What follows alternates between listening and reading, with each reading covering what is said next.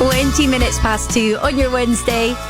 Huey Lewis and the news is stuck with you. It's Alice Hopkins in for Brigitte. And our two brothers have just completed an incredible Thames paddleboard challenge. They're raising money for Diabetes UK. Adrian is one of the brothers and joins me now. Adrian, hello.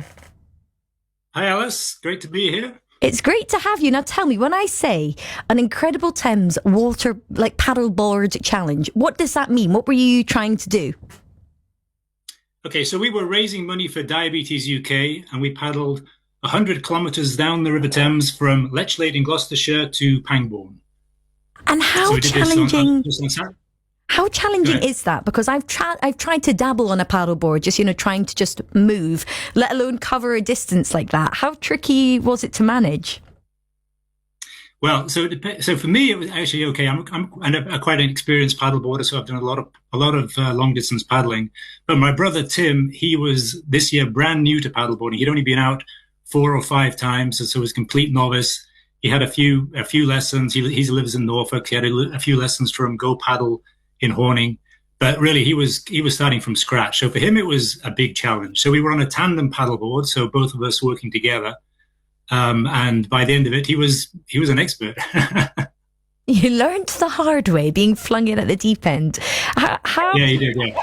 I hear that you had to cut the journey short due to Tim having an injury. How is he doing now?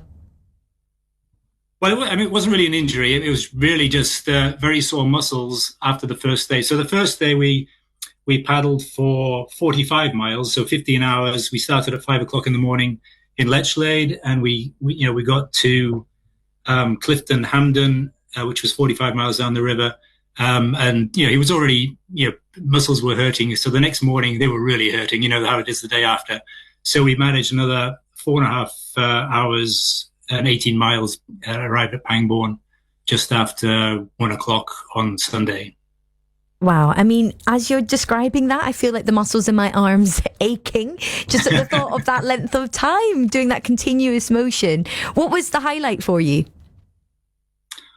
Oh, I mean, there was loads of highlights, and it's amazing.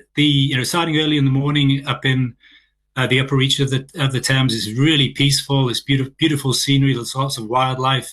We saw so many birds. Tim is a really enthusiastic, in terms of wildlife, and he sees things which I don't see. So he was pointing out kingfishers and red kites and cormorants and herons, and obviously lots of swans and ducks and geese. So lots of wildlife. We saw deer on the side of the river as well. So the wildlife is beautiful. And then just the lovely villages that you pass through along the way. We passed through a lot of locks as well. So we passed through 21 locks. And so each of the locks, every now and again, we be able to chat to people and talk to the lock keepers. So lots of great little interactions along the way, and people that we met up with. I mentioned that you were raising money for Diabetes UK. Why was that a charity that you wanted to raise money for? So we have family members who have diabetes, and we have friends with diabetes. So this has been something which, I've been doing these challenges for the last few years to raise money for diabetes, just because of, awareness of the difficulty that people with diabetes go through on a daily basis, and just as a way to really support the great work of Diabetes UK. What work do they do? What will this money go towards? Well, they support research. They support, they have a lot of support for people with diabetes in terms of, helping people get the, questions answered and the support that they need. And like I said, they also fund a lot of great cutting edge research, which benefits people, not just in the UK, but people suffering diabetes around the world. If people are inspired, they've listened to you describe that long journey paddleboarding and they want to donate, are people able to, Adrian? Where can they go to? Yep, you definitely can still donate. That is the goal. So we actually met our goal of £1,000, but we would still love to, maybe even double that. They can go to justgiving.com. If they search for my name is Adrian Angel with 2 L's, and if you put in my name and paddleboarding, I'm sure you can find the link to Just Giving to make a donation.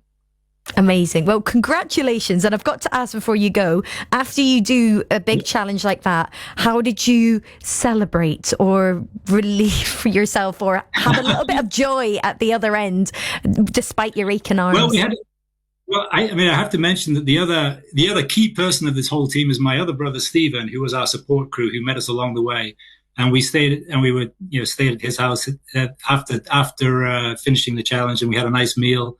It was beautiful sunny weather this last weekend, so we just had a nice meal out in his back garden, which was fantastic. Really, all you want to do after doing that kind of thing is relax a little bit.